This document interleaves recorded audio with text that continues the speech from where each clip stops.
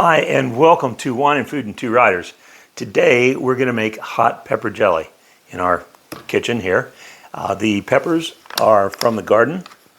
The recipe is from the Ball Home Preserving book.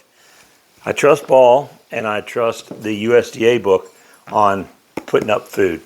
Don't always trust the recipes that I see on a place like Facebook or on Pinterest. Sometimes they are they run against this. This is a book full of tested recipes from a company that's been involved with home canning for over 100 years. So if you go to page 126, it's called the Easy Jalapeno Jelly. That doesn't mean you can't substitute other peppers. And so today we've got atomic peppers, which are supposed to run about up to 90,000 Scovilles, and alter ego peppers that run about 30 to 40. I believe this summer these are actually much hotter, but we're going to use a mix of these. The recipe calls for about 12 ounces of seeded and chopped peppers, 6 cups of sugar, 2 cups of vinegar. We're going to be using a cup of apple cider and a cup of white vinegar, 1.75 ounces of Ball pectin, and we're going to get right to it here in a minute. I'm going to lay out the peppers. I'll demonstrate chopping them up, and then they get run through the food processor, pureed. I'll show you the rest of our setup. We've got a large stock pot for heating everything up. It's bigger than it looks like it needs to be, but once you get this stuff really cooking, it does foam up quite a bit. Then I've got, instead of my regular canner, I have a crab pot, what I call a crab pot. It has a little lift in the inside that lifts the crab legs, in this case the jars, about that far off the bottom to keep off the heat. The crab pot holds about half the water that the big canning processor I've got has, and I'm only making about 5 or 6 cups. So if I was doing the tomatoes, which I'll be doing later in the week, I'd be using the big canner. I'm using the little one. So we'll get started here in just a minute. Oh, by the way, please consider subscribing. You'll see updates when new videos get posted to the channel. And if you like it, hit like. Thanks a lot. I'll be right back. Taking a look here, I've got 6 ounces and 6 ounces. So for a total of 12 ounces, this is the alter ego over here. These are the atomics over here. Strangely, the very first one or two that produce are shaped sort of like a miniature bell pepper. That's usually right dead center of the plant. And then the rest of them are all more cone shape, at least on the atomics. On the alter ego, they're all sort of about the same. So I'm not going to show you chopping them and cutting the seeds out, but I don't leave the seeds in. They're already pretty hot, just eating the flesh, and if you eat the seeds too, they're extremely hot. So what I'm going to do is I'm going to cut them up. I'll show you them go into the food processor, and then I'll show you whipping them up with the vinegar. We've chopped everything up. I started off measuring 12 ounces of peppers that included the tops, the seeds, the sprout, or the ribs, or the placenta, whatever you call it where you are.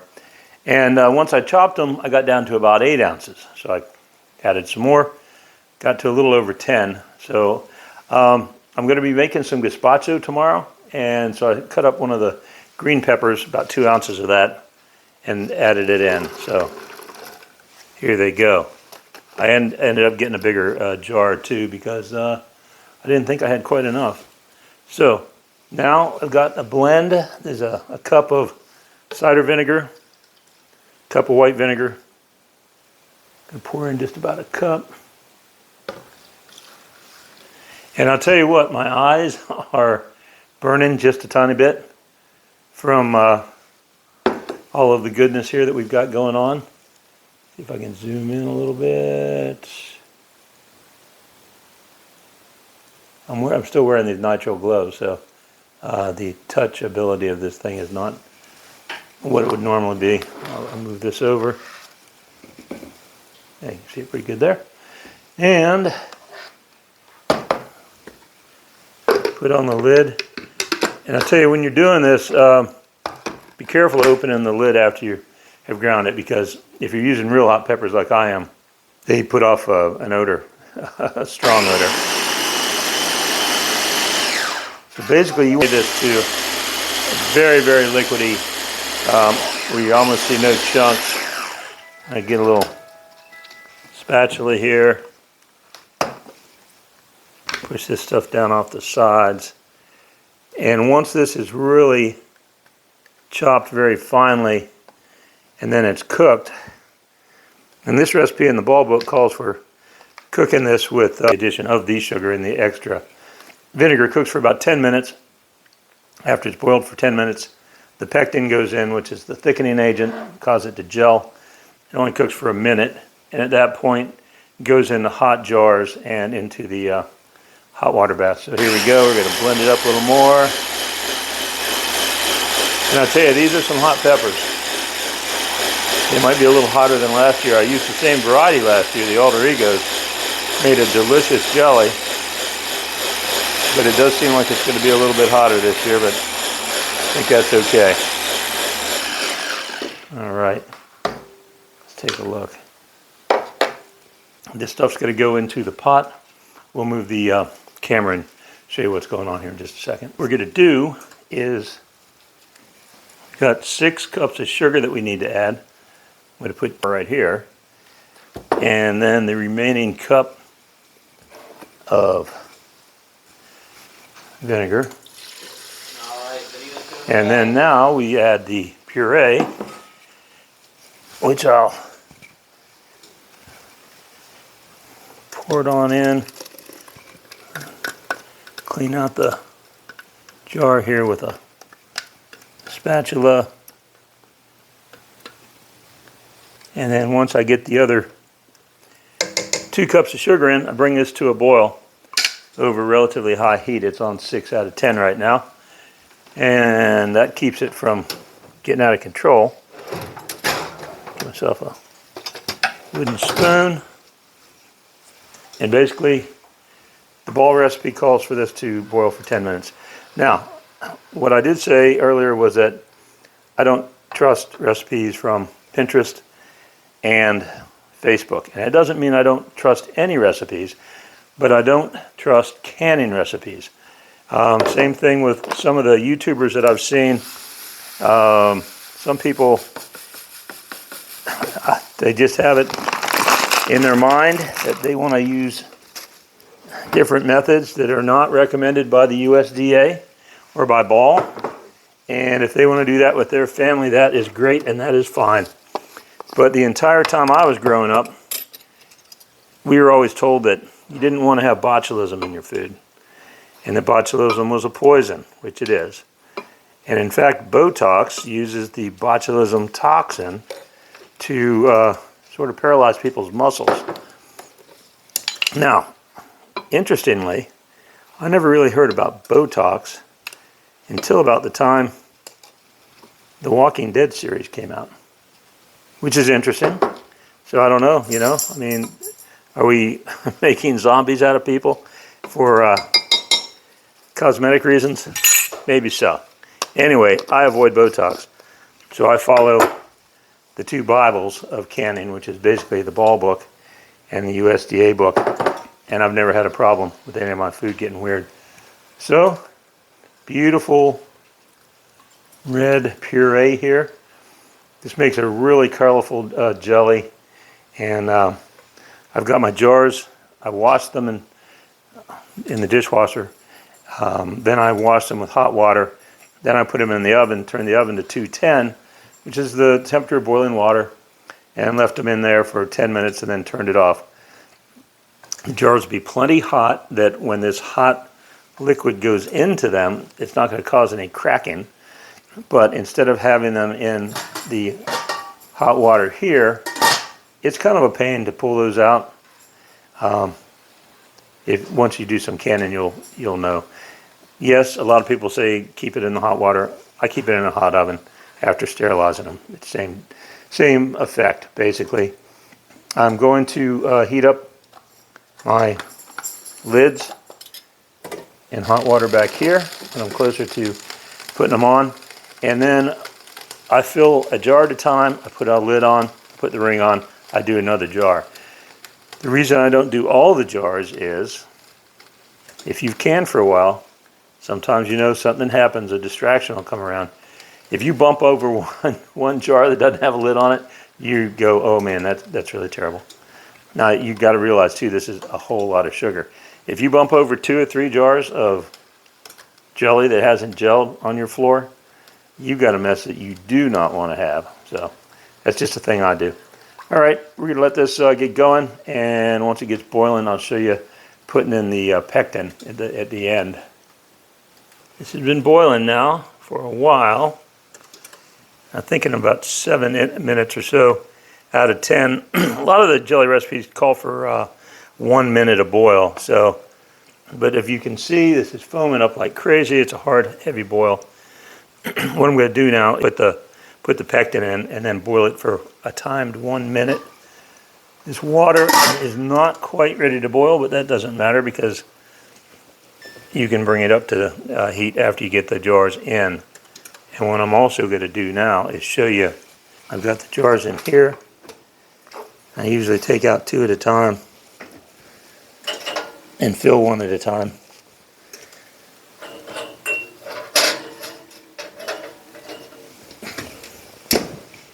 So, all right, we're done with our initial boil. Here comes the pectin.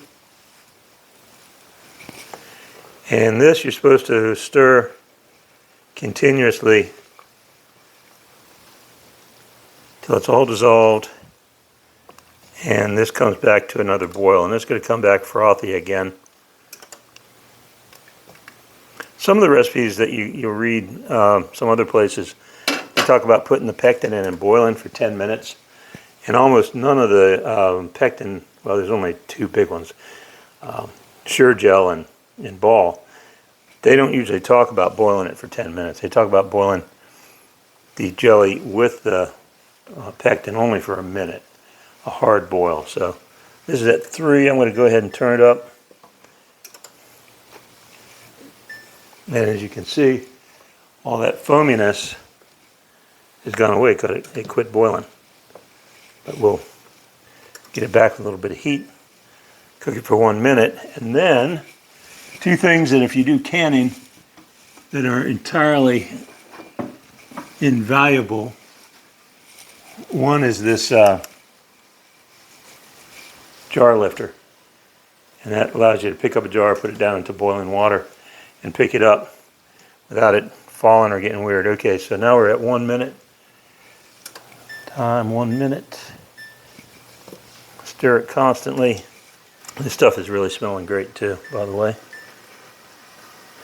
You might be able to hear the water starting to make a little noise over in the crab pot / canning pot that I'm using today. The lids are in some steaming water back there. Sterilize them. The jars are already sterilized. And the one other thing you do is when you fill the jar, if you get any slop or spillage, which a lot of times happens, some white vinegar on a paper towel, it allows you to wipe the jar lid, and the white vinegar does a little bit better job of cleaning up anything sugary and sloppy than just a wet paper towel. So, all right, we can cut this off. You've done plenty of time, and for the moment, we just move this back here. And I've got a funnel specifically for filling jars. I believe I've got it here in the dishwasher. So out comes the funnel, and this is great. What you want to do is leave a little bit of room. They call it headspace. When you put this in under the hot water, whatever's in here is going to expand a little bit. They call for about a 1/4 inch of headspace, and that's about what I'm going to leave.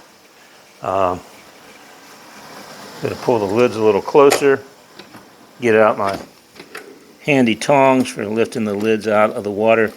A lot of folks will use a little magnetized rod. I don't happen to have one of those, so I just reach in there with some tongs, pull them out, works fine. So here we go. But in the meantime, when this was getting ready to boil and starting to boil, I went ahead and washed up all my devices that had been loaded up with hot pepper, and hopefully everything is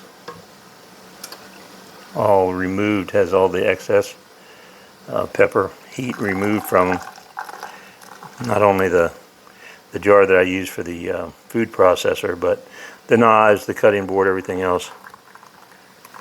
So here we go.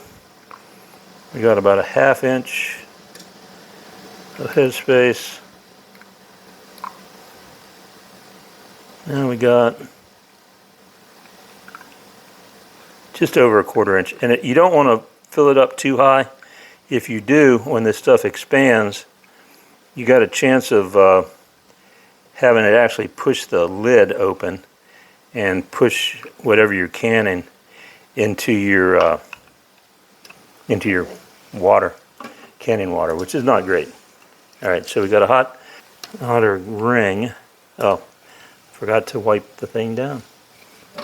Wipe it off with the, I don't think I got any spillage, but I'll wipe it off. Just kind of set the, I can't see what I'm doing.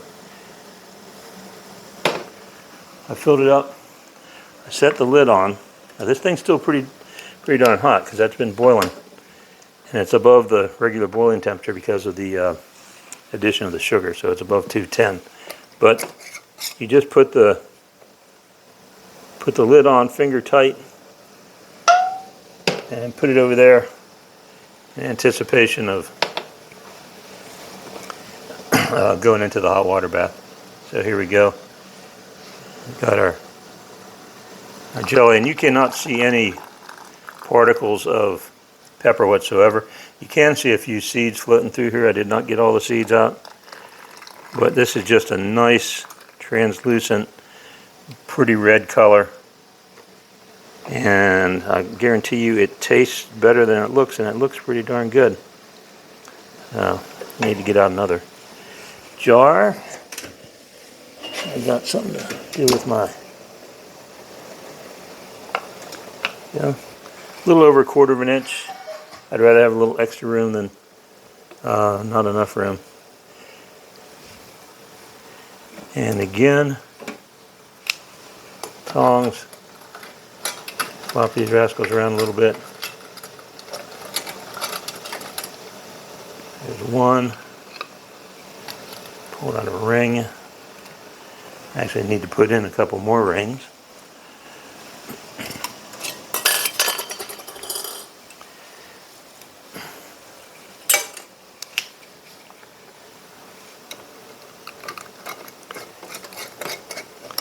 I'm going to hold on to it with the glove because it is hot. Now, these process for 10 minutes in the boiling water. So I'm going to turn it up just a bit. These jar holders are available at most places that sell canning supplies. They're great. Keeps you from burning yourself. You want to have at least 1.5 inches, 2 inches of hot water on the top of these things so that everything is nice and hot. Everything gets properly done up. Here we go. This is our third one. This recipe calls for making between 5 and 6 jars. Depends on how many peppers you put in, how much vinegar. I think this is easily going to do 5 jars. But you kind of get the feel for what's going on here. I'm going to go ahead and pause this, and I'll show it to you after they come out of the water bath. Folks, if you have stayed with us until this point, I really appreciate it. I wish you'd consider subscribing and giving this video a like. These are processed 10 minutes in boiling water, and then, as is recommended, you turn the heat off, take the lid off, and let it sit for 5 minutes. It cools down a little bit. That's for food safety. That hot water bath and the cooking and everything else kills fungus, kills bacteria, And these will be good to go for, typically, I've eaten jelly that I made 2 years previous and even longer. And if you look at that, I mean, it's a really beautiful color. One thing else I want to tell you, the closures on these jars are twofold. This is a lid right here and a ring.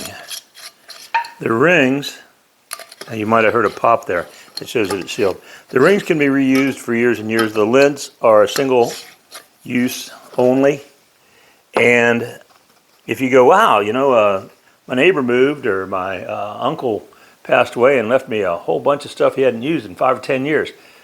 These lids are synthetic, sort of a rubber material, and it doesn't last forever. After about 3 years, even 2 years, you might want to just toss them. And the reason is, now you hear the pop. I'm gonna try to be quiet and let you hear this thing pop, because when it comes out, that lid is sealing. It's creating a vacuum. Of course, the other ones did it right away. This one might not. There you go, pop. I grow my peppers and my squash and my cucumbers and my tomatoes from seed. I start them from seed. It allows me to experiment with a bunch of different varieties every year. If you're going to can stuff, you're either going to spend a lot of time and effort in your garden, or you're going to spend money buying these things at a store, buying your vegetables and your fruit at a store.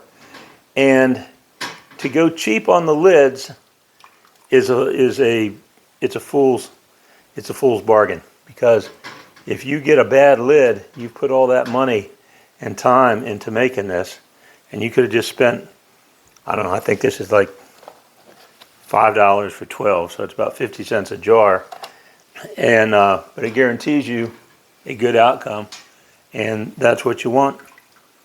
Because like I said, with good lids, 2 years, even 3 years down the road for some of this stuff's still going to be good. And there they pop. They're doing great. When you take them out of the hot water, you want to put them on a towel just to protect whatever surface you're putting it on. If you got it on a wood table or something like that, they're hot. I mean, they've been boiling. And you don't want to touch them. The idea is that they should seal, and they did, that you heard them pop, but that seal's not going to be good and tight until tomorrow morning. So most of the books say leave them for 24 hours. Today it's 2:55 in the afternoon. By 8 or 9 in the morning tomorrow, I'm going to be putting them in a cool, dark place, except for the first jar that I'll be opening up to eat. Also, there's a line on these ball lids, tells you the date, or you fill in the date, and you put what is in there. I'm going to put that this is Alter Atomic, and it's from Alter Ego, Pepper, and the Atomic. It's a different blend than I did last year, and a year from now, I might not remember what was in there, or 2 years from now, I might not remember, but when you write it down with a Sharpie on the top, you're good to go. This time of year, this is early August, and we're in Virginia.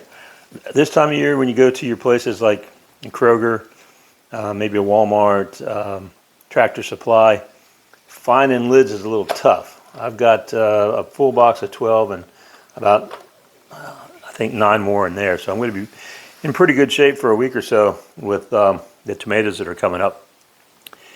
But Walmart does, like a lot of stuff that Walmart carries, Walmart has some off-brand Chinese-made lid. Ball goes back, I don't know, 100 years in the U.S. I'm not going to risk all my effort, all my time by buying cheap Chinese lids that have no track record. So you can do what you want. For an extra $1 for a pack of lids, I'm going to stick with the tried and true. Thanks again for tuning in. If you made it to the end, really appreciate it. See you next time.